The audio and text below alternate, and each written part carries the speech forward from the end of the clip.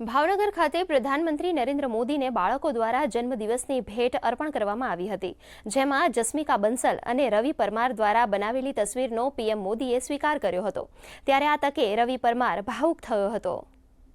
मेरे को यूनिक करना था कि यूनिक हो कि मैं कुछ 70 उनके 75th बर्थडे के लिए कुछ दूँ। तो मैंने पापा को बोला कि पापा के कुछ ऐसा बनाते हैं कि मदर और नरेंद्र मोदी की बॉन्डिंग में कुछ हो।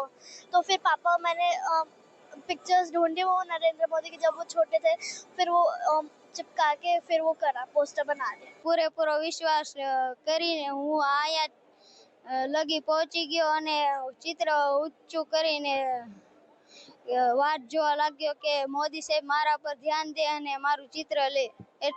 અને તેમણે ચિત્ર લીધું અને હું ભાવુક થઈ ગયો, એટલા માટે રડવા લાગ્યો હતો।